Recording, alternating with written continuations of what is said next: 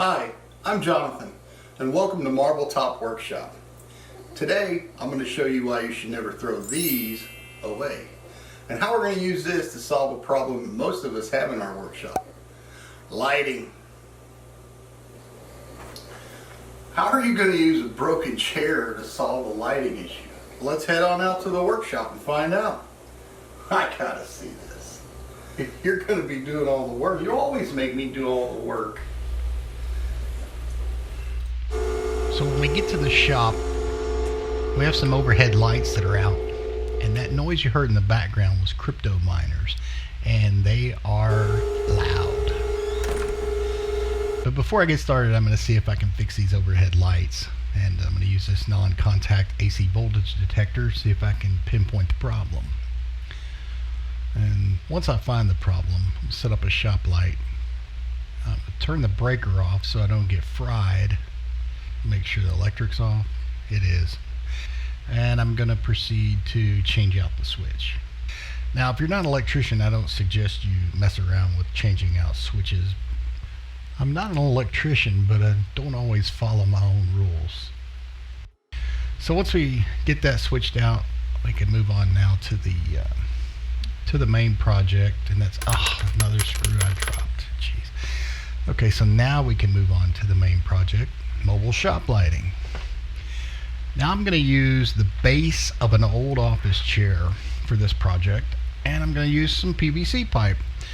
Now this is 2-inch PVC pipe. I'm also going to use two 4-foot shop lights for the lighting. One of them is fluorescent lights, the other one is LED lights.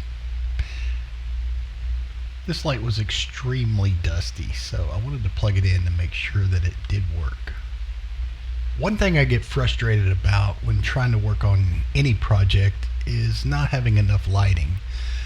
And I'm sure I'm not the only one that has that issue, so that's what inspired me to make this video. So I grabbed this 10-foot section of PVC pipe that I bought for the project, and this pipe fits right over top of the base of the chair that I'm going to use. So it works out perfect. I'm going to cut this down so that the height of this will clear my bandsaw. So I'm going to measure to make sure that I achieve that. I had another piece of 2-inch PVC that was sitting around, and it measures out at 37.5 inches.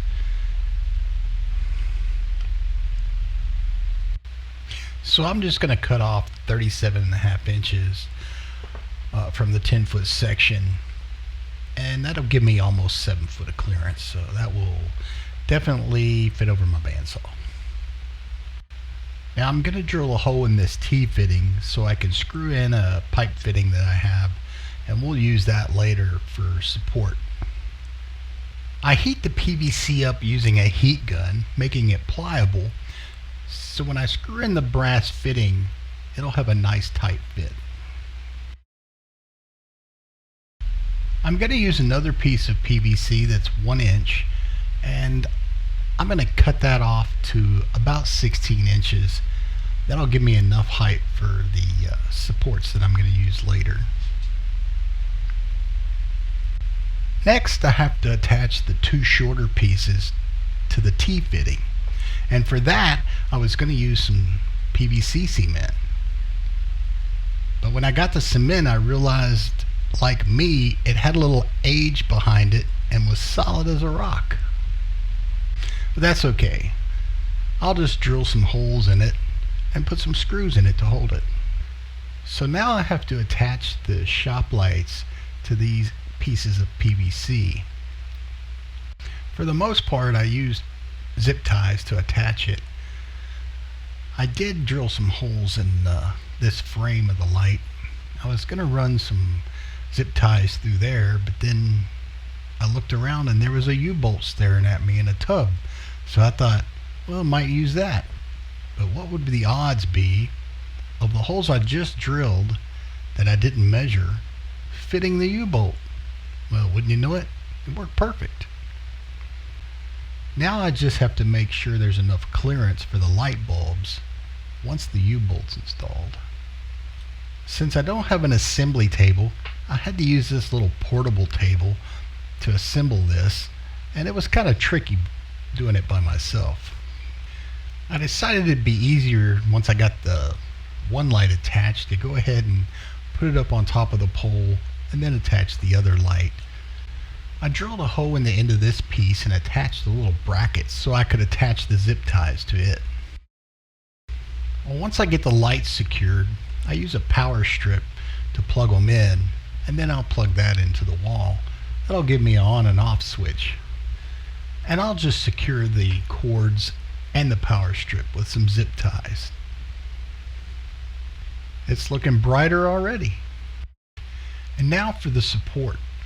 The 1-inch PVC that I attached to the T-fitting, I drilled a hole in the top of it all the way through so I could run a string through it. I used some short pieces of chain with some hooks on it, and I put the hooks in each end. And then I tied it all together nice and tight. This will help support the lights by putting the center of gravity on the vertical piece. Now I have lighting that I can easily roll around anywhere in the shop that I need it, and it doesn't take up much floor space. I sure hope you enjoyed this video, and if you did, hit the like button and leave me a comment. Please subscribe to my channel and hit the notification bell so you'll be informed of new videos from Marble Top Workshop. Thanks for watching.